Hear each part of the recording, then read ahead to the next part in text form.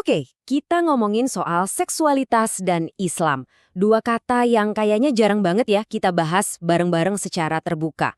Kebanyakan orang mikirnya ini tuh topik yang tabu, sesuatu yang ya ditutup-tutupin lah.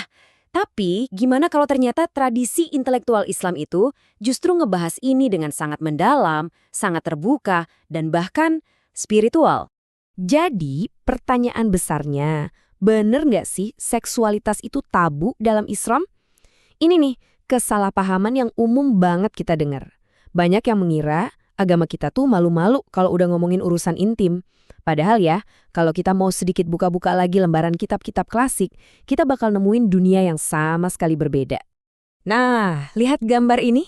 Ini salah satu contohnya. Sebuah terjemahan dari kitab klasik. Satu dari sekian banyak kitab kuning yang jadi rujukan di pesantren-pesantren. Jauh dari kata tabu, kitab-kitab kayak gini tuh justru ngebahas etiket hubungan suami istri dengan detail banget. Dan ini bukan hal baru loh, ini ilmu yang dipelajari turun-temurun. Yang menarik, para ulama klasik itu mendekati topik ini dari dua jalur utama. Yang pertama, ngebahas sisi filosofisnya atau mengapanya. Dan yang kedua, fokus ke sisi praktisnya, alias bagaimananya. Oke, kita ambil contoh dua tokoh kunci ini deh. Di satu sisi, ada Imam Al-Ghazali, seorang filsuf dan sufi besar. Dalam mahakaryanya, Ihya Ulumuddin, beliau itu membahas tujuan luhur di balik keintiman. Gimana caranya supaya ini jadi ibadah. Nah, di sisi lain, ada ulama kebanggaan Nusantara, Syekh Nawawi Al-Bantani. Kitabnya, Uqud Al-Lujain, ini lebih mirip kayak buku panduan praktis. Isinya ngebahas etiket dan langkah-langkah spesifik buat pasangan. Coba deh dengerin kutipan dari Al-Ghazali ini, yang ditulis hampir 1000 tahun lalu. Jangan datangi istrimu seperti hewan menerkam. Beliau menekankan banget pentingnya keintiman emosional dan foreplay. Ini tuh bukan sekedar penyaluran hasrat, tapi sebuah dialog antara dua jiwa. Hebatnya, psikologi modern baru sekarang-sekarang ini mengkonfirmasi hal yang sama, bahwa komunikasi dan kelembutan itu fondasi kepuasan. Sesuatu yang udah dibingkai dalam spiritualitas oleh Al-Ghazali berabad-abad yang lalu. Nah, sekarang kita geser ke sisi praktisnya. Kalau Al-Ghazali tadi ngasih landasan mengapanya, kitab-kitab seperti Fathul Izar ini ngasih bagaimananya. Ini tuh buku panduan yang sangat spesifik. Tujuannya buat menciptakan harmoni dan memastikan hak kedua pasangan, termasuk hak atas kepuasan, itu terpenuhi. Lihat deh, betapa lembut dan penuh hormatnya panduan ini. Dimulai dari pegang tangan istrimu, terus sentuh dadanya, cium pipinya, sampai akhirnya mengucap bismillah. Setiap langkahnya itu fokus ke kasih sayang dan persiapan emosional, bukan cuma fisik. Tujuannya jelas banget, memastikan pengalaman intim itu dijalani bersama-sama dengan penuh kesadaran dan rasa hormat. Tapi, semua panduan praktis ini nggak berdiri sendiri loh. Semuanya berakar pada kerangka etika yang jauh lebih besar. Jadi, sekarang kita coba melangkah dari apa dan bagaimana ke pertanyaan yang lebih dalam lagi. Mengapa? Nah, untuk memahami mengapanya, kita perlu kenalan sama konsep ini, maqasid asy-syariah.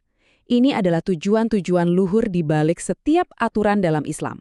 Anggap aja ini semacam kompas moral yang memastikan setiap tindakan kita, termasuk keintiman, selalu mengarah pada kebaikan yang lebih besar.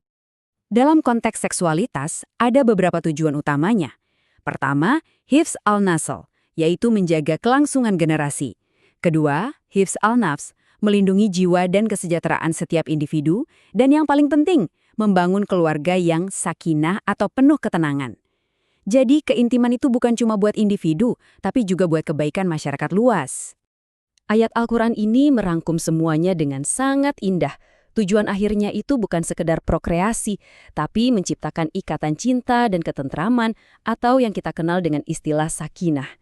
Jadi, kenikmatan dan prokreasi itu adalah bagian dari perjalanan menuju tujuan yang lebih tinggi lagi, sebuah hubungan yang saling menenangkan.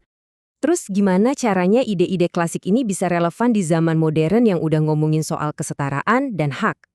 Nah, ini saatnya kita melihat gimana tradisi ini dibaca ulang dengan kacamata yang baru. Berlawanan banget sama stereotip yang ada, prinsip-prinsip Islam itu justru menjamin hak-hak reproduksi perempuan secara komprehensif.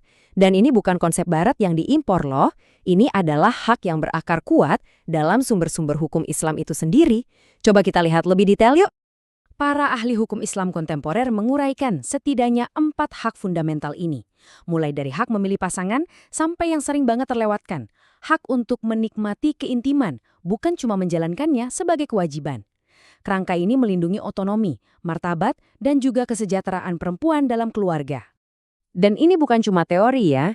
Ketika hak-hak ini diabaikan, dampaknya itu nyata banget. Banyak studi menunjukkan bahwa perempuan yang hak-hak reproduksinya nggak dihormati, itu rentan mengalami tekanan psikologis yang berat. Akhirnya, bisa merusak fondasi keluarga yang seharusnya sakinah tadi. Untuk menjawab tantangan zaman modern ini, muncullah konsep keren seperti mubadalah atau kesalingan. Idenya itu simple tapi powerful. Kita baca ulang teks-teks klasik dengan semangat timbal balik. Jadi, kalau ada anjuran bagi istri untuk menyenangkan suami, maka anjuran yang persis sama juga berlaku buat suami untuk menyenangkan istri. Adil kan? Tujuannya jelas, yaitu kemitraan yang setara, bukan lagi hubungan atasan-bawahan. Jadi, apa nih kesimpulan dari perjalanan singkat kita ini? Jelas banget bahwa pandangan Islam tentang seksualitas itu bukan sesuatu yang kaku dan statis. Ini adalah sebuah percakapan yang terus berjalan dan berkembang. Kita udah lihat bareng-bareng gimana percakapan ini bergerak dari adab dan etikat yang dirumuskan oleh ulama-ulama klasik sampai ke penekanan modern soal hak, kesetaraan, dan pemenuhan kebutuhan bersama.